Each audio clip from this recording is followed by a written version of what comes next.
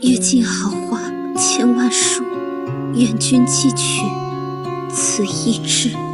လူများစုကချစ်ချစ်မြတ်တာဆိုတာအိမ်မက်တွေရဲ့နောက်ဆက်တွဲတစ်ခုအောင်မြင်မှုရမှာပဲအချိန်ပေးလို့ရတဲ့အရာတစ်ခုလို့ထင်တတ်ကြတယ်။ဒါပေမဲ့တရုတ်နိုင်ငံရဲ့နာမည်ကြီး CCTV ကနေချစ်ချူခံခဲ့ရတဲ့ရောင်းမဲဆိုတဲ့ကာတွန်းဇက်လန်တူတွေကတော့မိနစ်20ကျော်လေးအတွင်းမှာပဲဒီလိုလွယ်လွယ်တီးတက်တဲ့အယူအဆတွေကိုရိုက်ချိုးပစ်ခဲ့ပါတယ်။ဒီဇက်လန်ကတင့်ကိုသင်ခန်းစာတစ်ခုပေးပါလိမ့်မယ်။တချို့တော့အမားတွေဟာခြေလန်းစလန်းလိုက်ရတယ်နောက်ကျောင်းပြန်လဲလို့မရတော့ပါဘူး။ဆုံးရှုံးသွားမှသာကိုပြေးလွှားနေတဲ့ပန်းနိုင်ရဲ့အသေးတွေကိုနားလည်လာတတ်ကြတယ်။အလားပဆုံးအရာဆိုတာဘယ်တော့မှအဝေးကပန်းနိုင်မဟုတ်ပဲတင်ကိုယ်တိုင်ကြောခိုင်းစွန့်ပစ်ခဲ့တဲ့သူတယောက်ပါပဲ။ ဇလန်ဆဆချင်းမှာတိတ်ကိုင်းချောင်းနေတဲ့မတ်မုံပင်ကြီးတစ်ပင်ပေါ်မှာစော့ကစားနေကြတဲ့ကလေးတစ်တိုက်ကိုတွေ့ရပါမယ်။အဲ့ဒီအချိန်မှာဝါပပူးပညာသင်လူငယ်လေးကျိုးဟောက်ဟာပြေးလာပြီးတော့ကလေးကိုဝင်သားခဲ့ပါတယ်“快住手！这是我的美术。”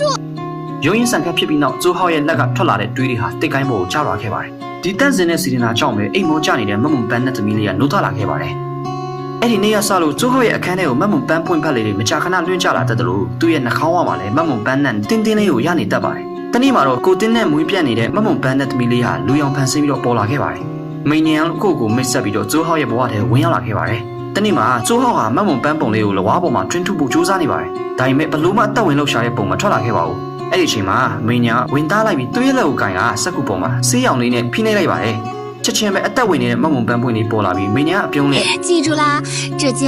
美人指。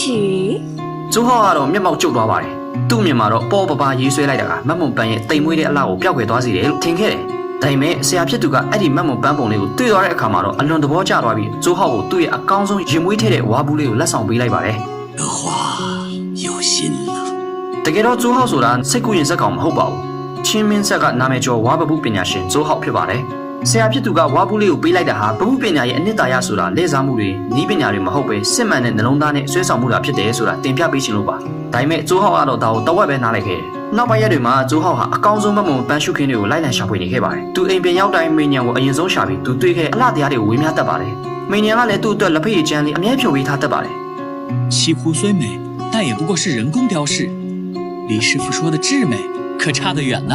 သူကတောင်ပေါ်ကမမုံတိုးကြီးအကြောင်းပြောပြတဲ့အခါမိန်ညံရဲ့မျက်ဝန်းတွေကမိုင်းညှို့သွားခဲ့တယ်။ပြီးတော့အလှဆုံးမမုံပန်းကိုင်းလေးတစ်ခုကိုချိုးပေးလိုက်ပြီးစကားတစ်ခုတူတူလေးပြောခဲ့ပါတယ်“阅尽豪华千万数，愿君记取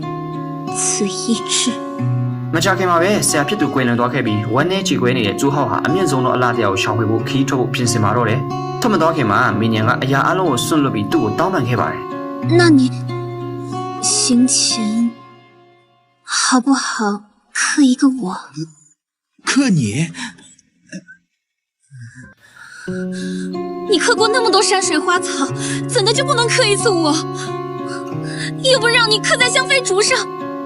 ဒါပေမဲ့ကျိုးဟောက်ကပြပြတသားပဲညှင်းဆိုခဲ့ပါတယ်။မိန်ညံကနှုတ်ဆက်စကားကိုဆိုကကျိုးဟောက်ရဲ့ဘဝကနေအပီးတိုင်ပြောက်ကွယ်သွားပါတော့တယ်။ကျိုးဟောက်ကမကောင်းတဲ့သူမဟုတ်ပါဘူး။သူကအမှုပညာအတွက်အရာရာကိုပေးဆက်ချင်တဲ့သူဖြစ်နေလို့ပါ။လောကကြီးမှာရှိတဲ့အရာအလုံးကိုထိုက်တန်တာနဲ့မထိုက်တန်တာနှမျိုးပဲခွဲခြားထားပြီးကိုယ်အနားမှာရှိတဲ့အဖိုးတန်ဆုံးအရာကိုတော့လစ်လူရှုထားခဲ့မိပါတယ်။နောက်ဆုံးမှာတော့မိန်ညံဟာကျိုးဟောက်ရဲ့အသက်ကိုကယ်တင်ဖို့အတွက်သူ့ရဲ့တတကူတွေနဲ့အသက်ဝိညာဉ်ကိုပါပေးဆက်တော်ခဲ့ပါတယ်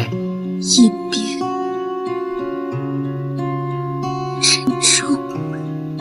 မိန်ညံရဲ့ဝိညာဉ်လွင့်စင်သွားချိန်မှာကျိုးဟောက်ရဲ့နဖူးပေါ်မှာမိန်ညံရဲ့လက်ဝါးရလေးဆွဲချင်ခဲ့ပါတယ်။အရာအလုံးကိုနားလည်သွားချိန်မှာတော့အားလုံးကနောက်ကျသွားခဲ့ပါပြီ။ကျိုးဟောက်ဟာမမုံပင်6ကြီးစီကိုအပြေးလောသွားခဲ့ပေမဲ့တစ်ပင်6ကြီးကိုပဲတွေ့လိုက်ရပါတယ်။အဲ့ဒီအချိန်မှစပြီးတော့ကျိုးဟောက်ဟာအရာအလုံးကိုသဘောပေါက်သွားပါတော့တယ်။တက်လုံးလိုက်လံရှာဖွေနေတဲ့အလှတရားဆိုတာဝေးမှမဟုတ်ပဲကို့အနားမှာအမြဲရှိနေခဲ့သူပဲဆိုတာကိုပေါ့ဒီဇလန်ရဲ့အကြမ်းတမ်းဆုံးအပိုင်းကတော့ပြန်လည်ပေးဆက်ခွင့်မရှိတော့တာပါပဲ။တကယ်တော့ကျွန်တော်တို့အများစုဟာလည်းကျိုးဟောက်လိုလူတွေပါပဲ။အလှတရားဆိုတာအဝေးမှာရှိတယ်လို့ထင်တတ်ကြပြီးအောင်မြင်မှုရတဲ့တနေ့ကျမှအနာလူတွေကိုပြန်ပြီးဂယူးဆိုင်မယ်လို့တွေးတတ်ကြပါတယ်။တင်းရဲ့အိမ်မက်တွေနောက်ကိုလိုက်နေချိန်မှာကိုဝေးနာကလူတွေကိုလည်းဂယူးဆိုင်ဖို့မမိပါနဲ့။ပန်းလပေါင်းတောင်းတန်းချီမြင်မှုခဲ့ရင်တော့ကိုလက်ထဲကပန်းတစ်ပွင့်ကိုတော့အမြဲတမ်းမြက်မြက်နုံနုံတန်ဖိုးထားပြီးစုပ်ကင်ထားတတ်ဖို့ဒီဇလန်တူတွေဟာကျွန်တော်တို့တင်ပြပေးတော့ပါတယ်။